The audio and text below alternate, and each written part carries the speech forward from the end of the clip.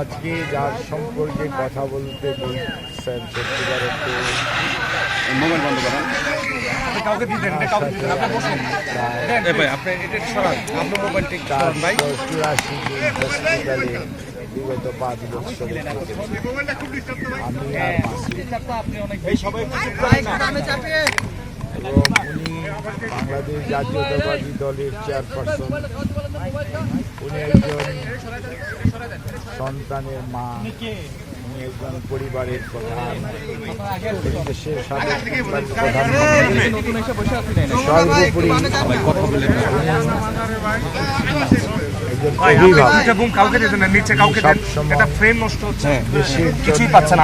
মানুষের জন্য দেশের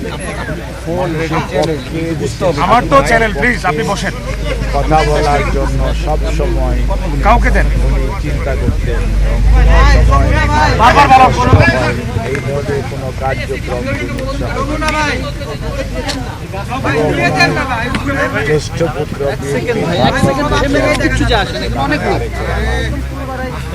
উনি এখন দলের আজকে গণতন্ত্র পুনরুদ্ধারের 31 দফার কর্মসূচির মাধ্যমে বাংলাদেশের আজকে জাতীয় নেতা।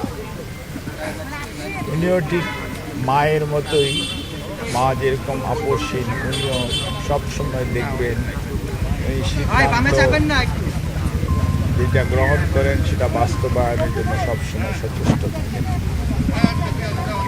এবং দেশনেত্রী বেগম খালেদা জিয়া, ওনারকে আজকে আমরা হারিয়েছি, কিন্তু আজকে দেশ একটা অভিভাবক হারিয়েছে। এটা বিএনপি যে খালি তার চেয়ারপারসনকে হারিয়েছে তার প্রমাণ উনি যখন অসুস্থ হয়ে যখনই হসপিটালে ভর্তি হতেন, হয়তো স্বৈরাচারের সময় স্বৈরাচারী সরকার ওনার খোঁজ খবর নিতেন না, কিন্তু অন্যান্য রাজনৈতিক দলের নেতৃবৃন্দ এবং বাংলাদেশ জাতীয়তাবাদী দলের সকল স্তরের নেতা কর্মীরা সবসময় ওনার স্বাস্থ্যের ব্যাপারে 4 গুণ শক্তিশালী এনজাইম ও অধিক ফেনা সমৃদ্ধ অরিক্স সিলভার ওয়াশ মাত্র 70 টাকায়।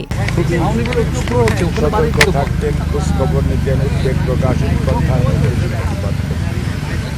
কিন্তু এইবার উনি ভর্তি হওয়ার পরে ওনার শরীরের অবস্থা খারাপ ছিল। উনি যেদিন আপনার হসপিটালে ভর্তি হলেন ওই দিন শরীরটা ওনার বেশি, 22 তারিখ রাত্রে ওনার শরীরটা বেশি খারাপ ছিল। তারপরে উনি রাত্রে আমাকে ডেকেছিলেন, এসেছিলাম, তারপরের দিন ওনাকে হসপিটালে ভর্তি করি এবং উনি চিকিৎসকদের পরামর্শ মোতাবেক সবসময় চিকিৎসা গ্রহণ করতেন এবং সবসময় চিকিৎসকদের কথা অনুযায়ী চলার চেষ্টা করতেন। এবং ওনার চিকিৎসার সাথে সত্যিকার অর্থে বাংলাদেশের ডাক্তাররা, হয়তো এবার কেয়ার হসপিটালটা আমরা ব্যবহার করেছি, কিন্তু এবার কেয়ার হসপিটালের ডাক্তারদের বাইরে দেশের স্বনামধন্য চিকিৎসকরা দায়িত্ব পালন করেছেন ওনার চিকিৎসার জন্য।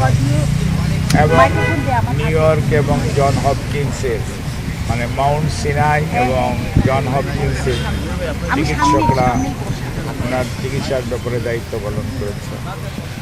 লন্ডনের আপনার লন্ডন ব্রিজ হসপিটাল বলেন, তারপরে আপনার লন্ডন ক্লিনিক বলেন, আর ক্যামব্রিজ ইউনিভার্সিটি হসপিটাল বলেন, ইনাদের স্বনামধন্য চিকিৎসকরা ওনার মেডিকেল বোর্ডের সদস্য ছিলেন। ওনার বড় ছেলে জনাব তারেক রহমানের সহধর্মী ডাক্তার জুবাইদা রহমান এই সব টিমের সবসময় সদস্য ছিলেন। জনাব তারেক রহমান রাজনীতি নিয়ে অনেক ব্যস্ত থাকতেন, দল সংগঠিত করার জন্য দায়িত্ব পালন করেছেন। এর মাঝেও উনি ওনার মায়ের চিকিৎসার জন্য সার্বক্ষণিকভাবে মেডিকেল টিমের উপর যেমন নির্ভরশীল ছিলেন, দায়িত্ব নিয়েছিলেন, একইভাবে নিজেও প্রতিদিন মায়ের চিকিৎসার স্বাস্থ্যের সবসময় খোঁজ নিতেন এবং সবসময় উনি তদারকি করতেন যাতে কোনো অবস্থাতে ওনার আম্মার চিকিৎসার কোনো ধরনের ব্যত্যয় না করে এবং সর্বোচ্চটা করার জন্য চেষ্টা করতেন। এবং অনেকের মধ্যে অনেক প্রশ্ন থাকতে পারে, কিন্তু মনে রাখতে হবে চিকিৎসার ব্যাপারে করোনাকালীন সময়ের কথা যদি আপনারা মনে করেন, করোনা এমন একটা অসুখ ছিল, তখন ছেলে মেয়েরা তার মা বাপকে ফেলে রেখে চলে যেত, মা তার ছেলেকে রেখে গেছে, ছেলে তার মাকে রেখে চলে গেছে, এরকম সিচুয়েশন ছিল। ওই সময়ও কিন্তু দেশনেত্রী চিকিৎসার জন্য এই চিকিৎসকরা ওনার প্রতি যে মমত্ববোধ, এবং আপনারাও সাংবাদিকরা যে আপনাদের যে উৎকণ্ঠা প্রকাশ করেছেন, প্রতিবার যখন অসুস্থ হয়েছে আপনাদের যে সহযোগিতা আমরা পেয়ে